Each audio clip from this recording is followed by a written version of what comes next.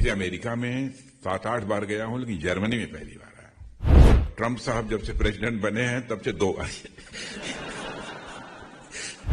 अब आप लोग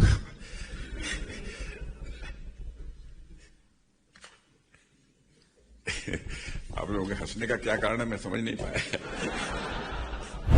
वैसे सामान्यतः जिन भी देशों में जाता हूं, हमारी कोशिश रहती है कि इंडियन डायस्पोरा के लोगों से जितना अधिक से अधिक हो सके मैं मिल सकूं और उनके साथ कुछ ऐसे म्यूचुअल डेलिब्रेशन हो सकें ताकि वहां के हालात से हम भी परिचित हो सकें। भारत के बारे में यदि कुछ नई बात यदि वह जानना चाहते हो तो हम उसकी भी जानकारी उनको दे सकें। और जर्मनी में पहली बार आया हूं।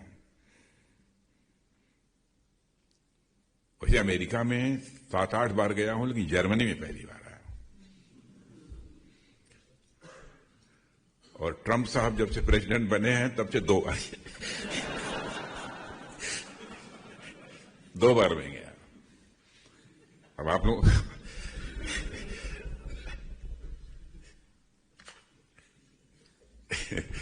लोगों के हंसने का क्या कारण है मैं समझ नहीं पाया।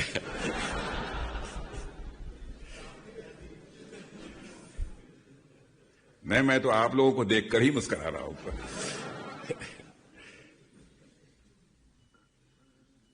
लेकिन जर्मनी का जहां तक सवाल है, जर्मनी की इंटरनेशनल कम्युनिटी में एक साख है, एक क्रेडिबिलिटी है। और इकॉनमी के मामले में देखा जाए तो इस समय वर्ल्ड की टॉप 3 इकॉनमीज में हमारा जर्मनी इस समय खड़ा है।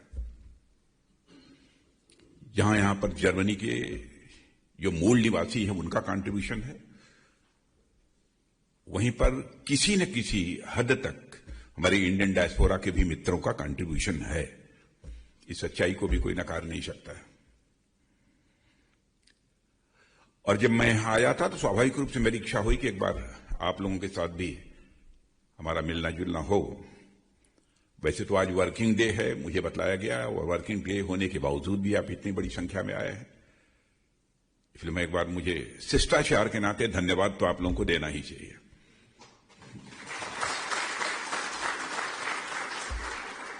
बहुत सारे लोग ऑफिस में काम करते होंगे, यूनिवर्सिटी में पढ़ने वाले भी 2-4 लोग होंगे, अन्य भी बहुत सारे काम लोगों के पास होंगे, लेकिन फिर भी आप सब यहां पर आए। और मित्रों, आप सबको मैं जैसा मैंने बतलाया कि ये जर्मनी की हमारी ये पहली ऑफिशियल विजिट है। और यहां पर मैं आया हूं कि यहां के डिफेंस मिनिस्टर के इनविटेशन पर मैं यहां आया हूं। इन लोगों ने बहुत कुछ लिख कर दिया है, लेकिन मैं सब बोलूंगा नहीं वो। और साथियों, मैं मानता हूं कि अपने आप में एक अचीवमेंट है कि भारत और जर्मनी के रिलेशन समय के साथ धीरे धीरे मजबूत होते गए और आज हमारे जर्मनी के साथ बहुत ही अच्छे रिलेशंस हैं।